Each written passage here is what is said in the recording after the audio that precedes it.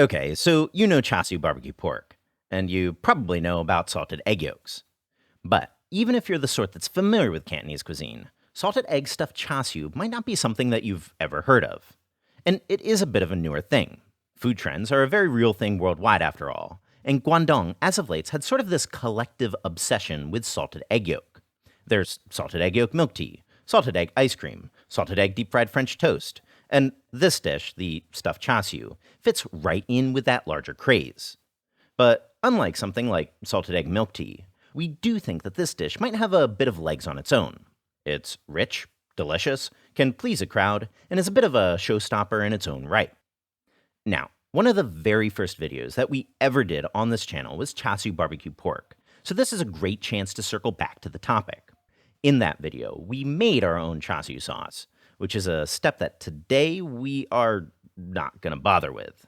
Because, really, Lee Kum Kee makes a solid Char Siu sauce. In fact, it's probably one of their best products. It's internationally available pretty much everywhere, so that's the route we'll be going today.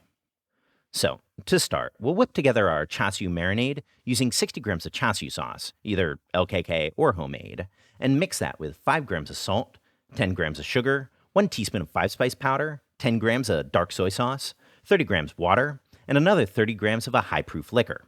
Here, we're using fenjiu, which is a more neutral sort of baijiu, but vodka would also work totally fine. Then besides that, we'll also be grounding up a teaspoon's worth of red yeast rice and tossing that in as well. Red yeast rice is basically just a natural form of food coloring. It's totally optional. You could alternatively add in a drop of whatever food coloring, or really just skip it. Then, to that marinade, we'll be adding in 1 kilo's worth of loin. Now, of course, there's a few different cuts that are common for char siu in China, from the neck to the belly. But because we'll be stuffing this, the loin will be the path of least resistance. So just massage your marinade into the pork, transfer it over to a couple boxes, and pour in your marinade. Rinse out that mixing bowl with another quarter cup or so of water, and pour that into your boxes as well. Then just cover, toss it in the fridge, and let that marinate for 48 hours. 2 days later now, remove the pork, and this is ready to stuff with some salted egg yolk. Now, today, we'll be working from 20 whole uncooked salted eggs, which are probably the ideal ingredient for the job.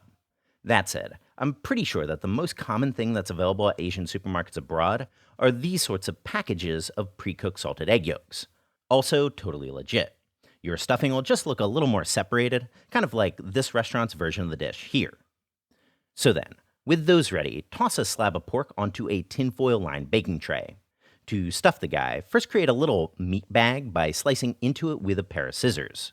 Keeping the scissors parallel to your work surface, slowly cut towards the other end, but make sure that it doesn't completely slice through. Now, in order to make a bit more room for the salted egg yolks, grab a 1-inch wide rolling pin and poke it into the meat to widen that hole. For those in the West, I'd probably opt for a French-style rolling pin, but really, totally feel free to use any sort of firm rod with a similar girth that you got handy. Then once you can feel the pin reaching to the other side of the loin, take it out. Now just grab a salted egg yolk, stuff it in, and for the first couple of yolks, using that rolling pin can be handy to help push it through to the end. Keep working in those egg yolks, and for a more detailed look at this stuffing process, you can also take a look at the uncut footage up here if you like. For a 15-centimeter log like this guy, you should be able to squeeze in about 6 or 7 yolks. At this point, seal the ends by pinching it closed and holding it with 3 toothpicks in the vertical direction, and another 3 toothpicks in the horizontal direction. Then do the same thing to the closed side.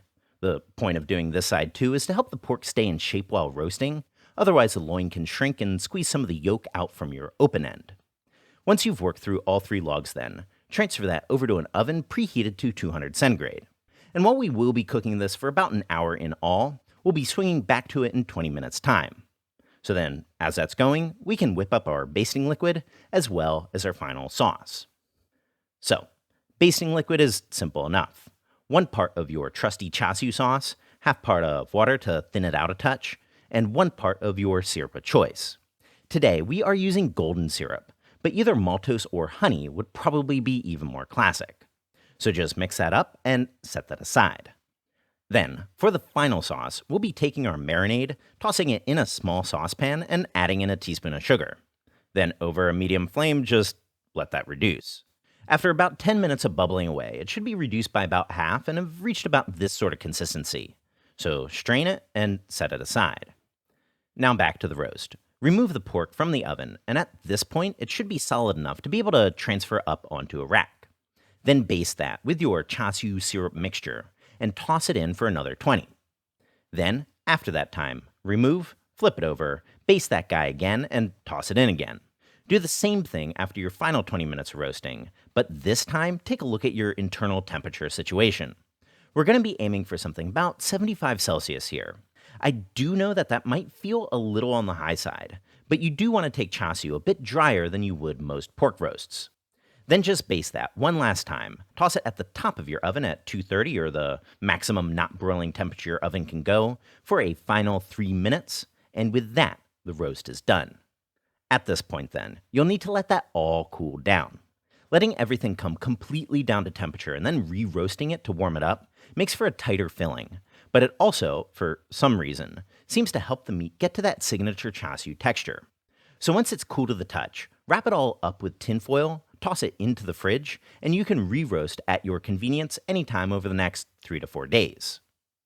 So then, to serve, just toss your foil-wrapped char siu into the oven for 15 minutes at 200 centigrade. Then remove and slice it up. We're aiming for about half-centimeter slices here. So just arrange those onto your serving plate, pour that reduced sauce around the edges, and with that, your salted egg stuffed char siu is done.